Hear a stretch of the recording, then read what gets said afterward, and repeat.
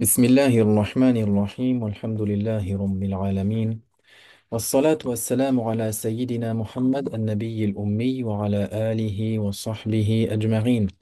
اللهم إنا نستهديك لأرشاد أمرنا وزدنا علما ينفعنا. أما بعد.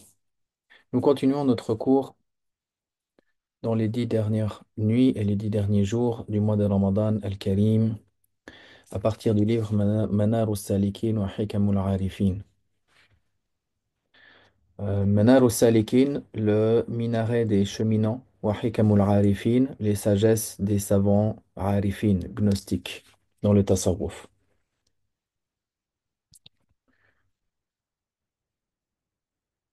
Bab al-Khalwa wa al-Uzla. Chapitre concernant l'isolement et al-Uzla, la solitude spirituelle. نعم. قالوا العارف كائن بائن كائن بائن يعني كائن مع الخلق بائن عنهم بالسر. Les savants arifines, les savants connaissants, les savants gnostiques ont dit, ou plutôt il a été dit que le savant gnostique est celui qui est présent et absent ou détaché. C'est-à-dire qu'il est physiquement parmi les créatures, mais il est absent du point de vue de son intérieur secret, du point de vue de son intérieur, du point de vue de son cœur.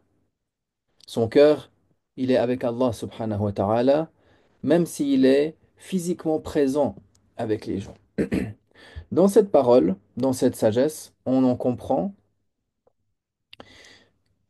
que celui qui chemine, celui qui est dans cette voie-là, il est dans le monde sans être du monde. Qu'est-ce que ça veut dire? Ça veut dire que la personne, il est présente physiquement, mais il est dans son cœur, dans son intérieur, détaché des gens. Tout comme le prophète, alayhi salatu wassalam, dans un hadith rapporté par Al-Bukhari, il a dit, ce dont on comprend, soit dans ce monde comme un étranger ou un voyageur de passage. De même, le Arif Billah, le savant Ibn Ata'illah al-Sakandari, il a enseigné que le véritable isolement, il est intérieur. C'est-à-dire que, quand bien même la personne, il est physiquement avec les gens, il reste en son intérieur isolé. Ce n'est pas ici, ce qui est voulu, ce n'est pas ici l'isolement complet, c'est-à-dire physique également.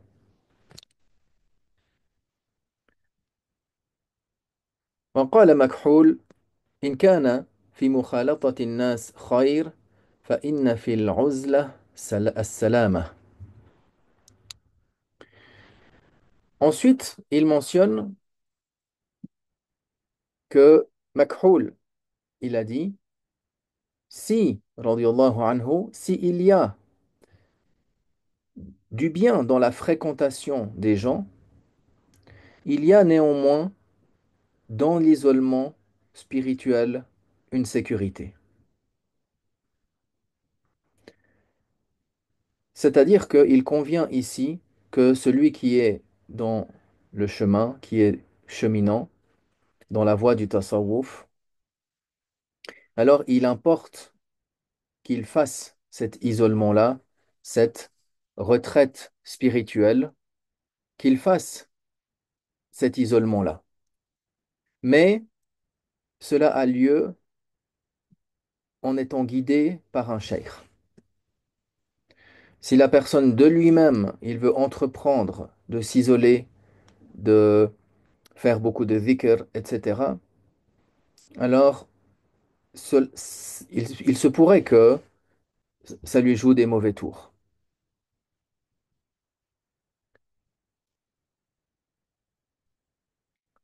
نعم. وقيل لابن المبارك: ما دواء القلب؟ فقال: قلة الملاحة للناس. قلة الملاقة للناس. Il a été dit à Ibn al-Mubarak: quel est le remède du cœur? Alors il a dit: réduire les rencontres avec les gens, diminuer la fréquentation des gens. Ici, également, ça ne signifie pas pour autant de fuir dans l'absolu la compagnie des hommes, mais plutôt de choisir les fréquentations qui vont être de bonnes fréquentations, les fréquentations qui vont élever son âme. Et en cela, le prophète, alayhi salatu wassalam, dans un hadith rapporté par Abu Daoud et Tirmidhi, il a dit, dans le sens qu'une personne, il suit les attitudes, les comportements de son ami. Alors que chacun de vous considère qui il prend comme ami.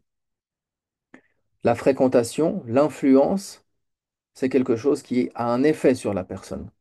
Pour cela, le bon compagnon, comme Ibn Atta'illah il le mentionne notamment, le bon compagnon, il est comme celui euh, qui est vendeur de parfums. Il va avoir la bonne odeur sur lui. Tandis que le mauvais compagnon, il est comme un forgeron dont les étincelles peuvent brûler la personne.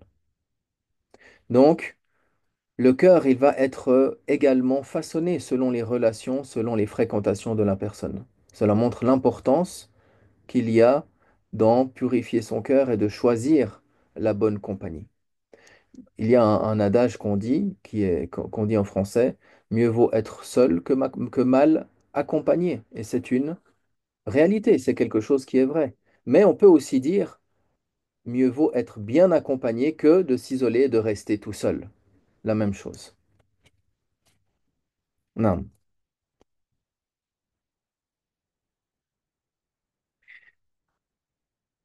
L'isolement, al-uzla, la différence, on peut ajouter la différence entre al-uzla et l'isolement.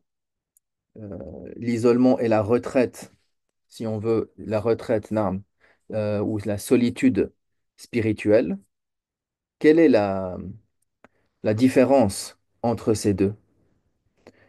Alors, l'isolement, elle est le fait de se couper des gens. Bien qu'on l'a mentionné, ça ne veut pas dire forcément tout le temps dans l'absolu se couper physiquement.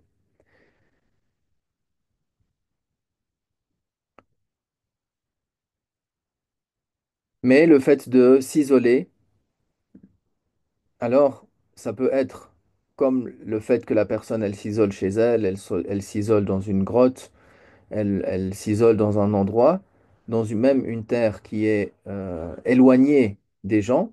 Ça, c'est ce qui est appelé donc l'isolement. Pourquoi il fait ça? Pour se rapprocher d'Allah, pour chercher son agrément.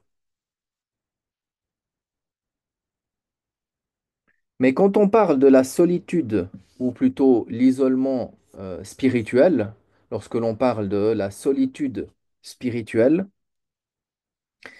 alors c'est plutôt le fait de s'asseoir auprès d'un cheikh soufi, le fait de être dans le zikr, le fait que le cheikh lui indique et l'oriente sur certaines pratiques habituelles, sur certaines choses à appliquer continuellement, à appliquer quotidiennement, afin que la personne, par cela, elle gagne l'agrément d'Allah.